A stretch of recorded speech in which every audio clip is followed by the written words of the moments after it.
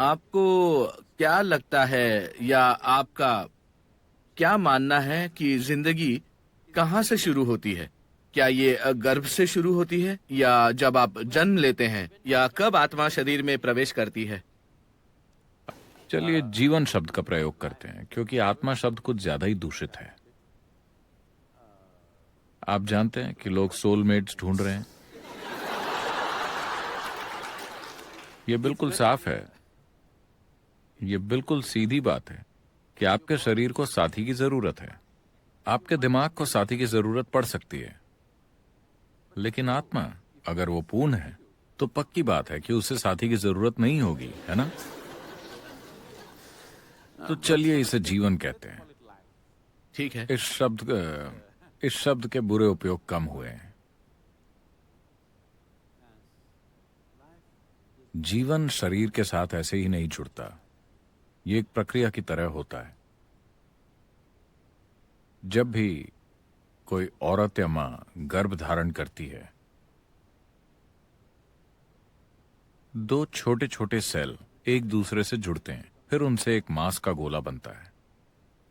इस मांस के गोले को जीवन बनने के लिए, गर्भ धारण करने के लिए लगभग 40 से 48 दिनों के बीच इसमें जीवन की प्रक्रिया प्रवेश करती है।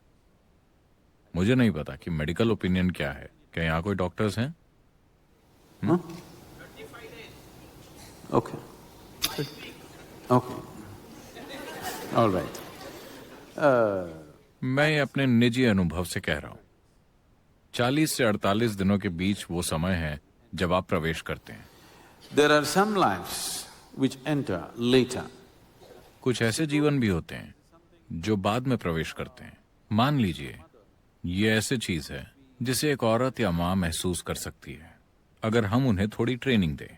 अगर वो देखती है कि जीवन ने 48 दिनों के बाद प्रवेश किया है तो आप सच में किसी खास प्राणी को जन्म देने वाली हैं, क्योंकि इस जीवन को अंदर सेटल होने में वक्त लगेगा।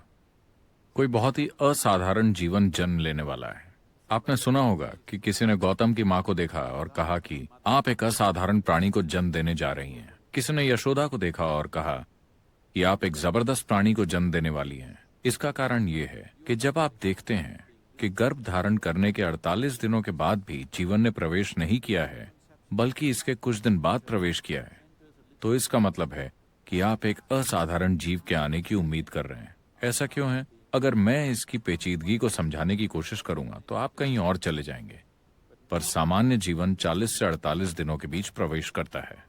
अब इसके बाद अगर किसी कारण से, आखिरकार गर्भ वो फैक्ट्री है जहां शरीर का निर्माण होता है, किसी कारण अगर शरीर वैसा नहीं बन पाता कि वो उपयुक्त हो इस जीवन के लिए या किसी भी जीवन के लिए, तो जीवन डिलीवरी से पहले ही उसे छोड़ने का फैसला कर लेता है। तो ये शिशु मरा हुआ पैदा होता है, या कभी कभी किसी भी मजबूरी की वजह से एक मां अपने बच्चे को गिराने का फैसला करती है, तो वो एक अलग बात है। लेकिन इस प्रक्रिया में इस जीवन का उस शरीर के साथ जुड़ाव असल में लगभग 84 से 90 दिनों के बीच होता है।